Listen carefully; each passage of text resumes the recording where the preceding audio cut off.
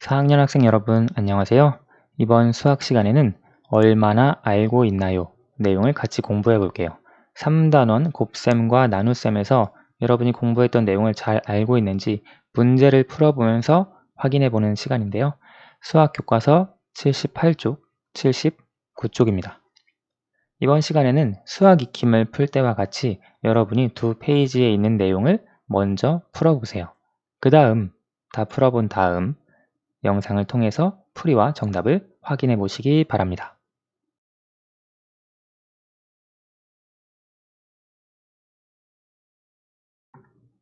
다 풀어보셨나요? 그러면 78쪽부터 한번 확인해 보도록 할게요.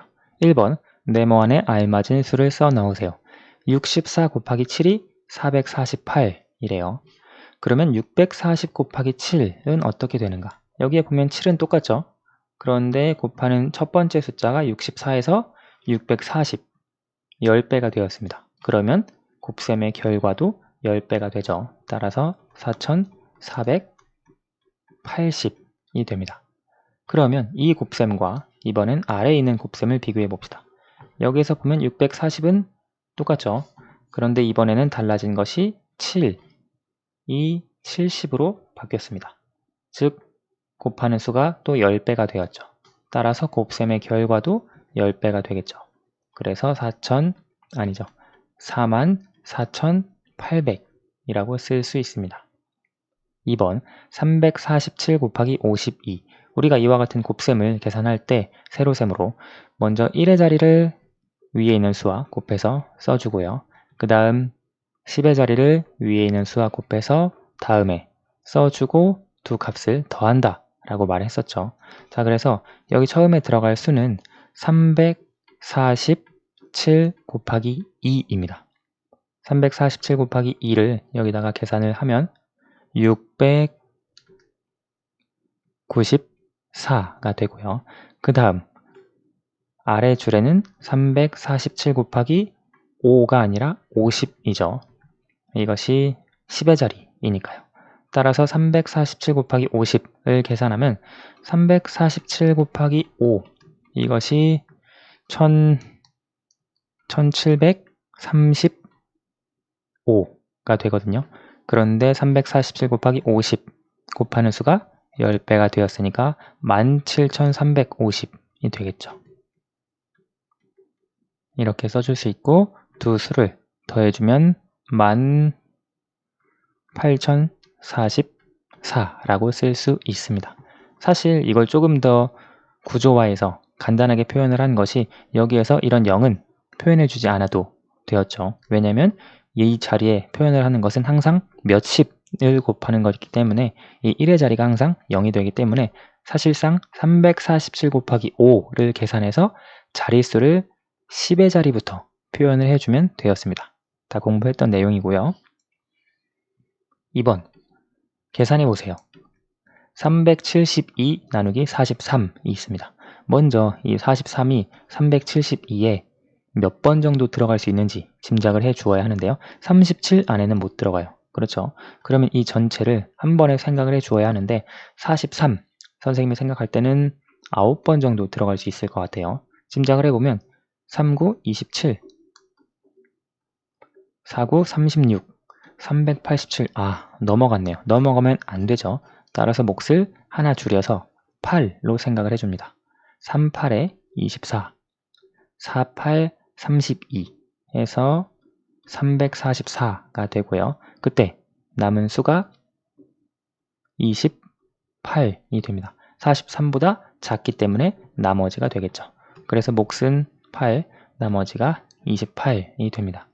따라서 선생님이 계산한 것처럼 먼저 어림에서 몇을 곱해야 372에 가까우면서 372의 작은 372보다 작은 수가 되는지 짐작을 해주는 것이 필요합니다. 그래서 곱셈의 어림이 나눗셈에서 굉장히 중요하고요. 724 나누기 26 여기에 보면 여기 724에서 100의 자리, 10의 자리, 72 안에 26을 먼저 넣어줄 수 있습니다.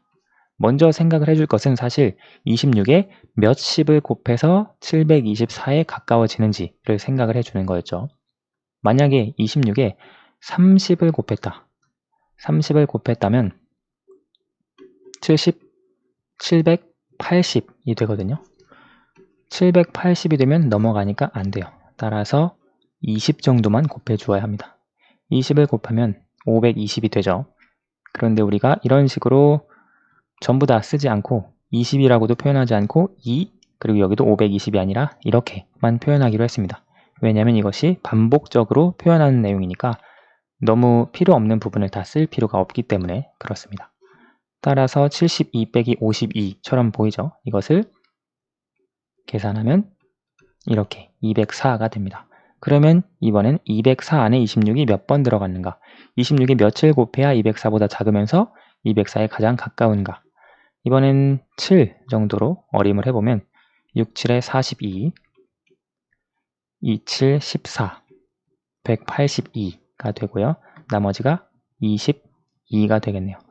26보다 작죠. 따라서 몫이 27, 나머지가 22가 되겠습니다.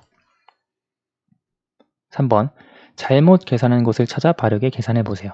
215 곱하기 65가 있는데요. 215 곱하기 5를 먼저 계산해서 5, 25, 5, 1은 5, 7, 5, 20 잘했습니다. 두 번째, 60과 곱하는데요.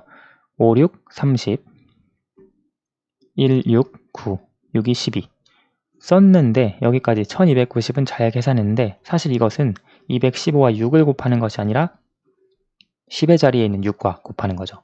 따라서 이 1290이라고 되어 있는 것이 앞으로 당겨져서 12900이 되어야 합니다. 잘못 계산한 곳은 이 부분, 따라서 이 부분도 잘못되었겠죠. 바르게 계산을 해보면 1075는 똑같습니다. 그런데 뒤에 1290은 이렇게 만의 자리부터 쓰여야 합니다. 그리고 더해주면 5, 7, 9, 3, 1 13,975가 됩니다. 다음 페이지요. 문방구에서 450원짜리 공책을 15권 샀습니다. 공책의 값은 모두 얼마인가요? 식은 어렵지 않게 세울 수 있죠. 450 곱하기 15로 세울 수 있습니다. 이것을 계산을 해보면 먼저 1의 자리 5와 계산을 합니다. 5, 5, 25, 4, 5, 20, 2250이 되고요. 450 곱하기 1, 그런데 10의 자리부터 표현을 해주면 450 이렇게 되겠죠. 그러면 0, 5, 7, 6, 6750이 됩니다. 따라서 공책의 값은 모두 6750원이 되겠네요. 5번, 리본 하나를 만드는데 끈이 75cm 필요합니다. 끈 875cm로 리본을 몇 개 만들 수 있고 남는 끈의 길이는 얼마일까요?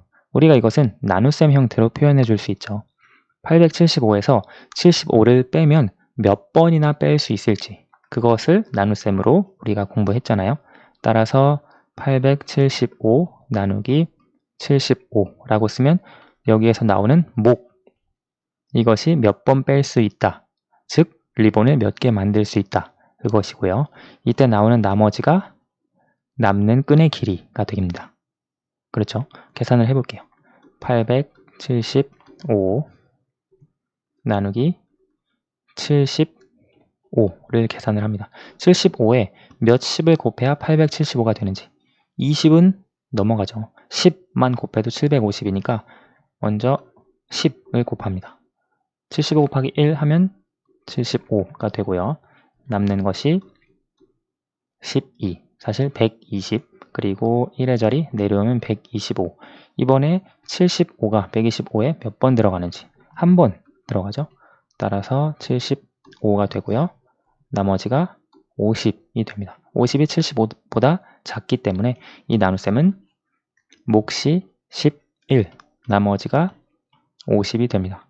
이것을 보면 리본을 11개 만들 수 있고 남는 끈의 길이가 50cm다 라는 것을 알 수 있네요. 6번, 수일이가 다음과 같이 계산을 했습니다. 수일이가 올바른 답을 구할 수 있도록 도움이 되는 말을 써보세요. 수일이가 계산하고 있는 것은 500 나누기 24인데요. 먼저 24에 몇 10을 곱해야 500에 가까워지는지 생각을 했을 때 20을 곱해야 가까워지는 걸 알아서 2 써서 48, 480을 썼고요. 그 다음 10의 자리, 1의 자리 내려오니까 20. 여기서 나머지까지 잘 구했습니다. 그런데 여기서 보니까 몫이 2, 나머지가 20이라고 했는데요. 사실 이 2는 24에 2를 곱해 주어서 480이 나온 것이 아니죠. 여기에 20을 곱해 주어서 480이 나온 것입니다. 따라서 이것은 몫이 20, 나머지가 20이 되어야 합니다. 여기에서 우리가 계산을 해볼 때 24 곱하기 20, 이것이 480이죠.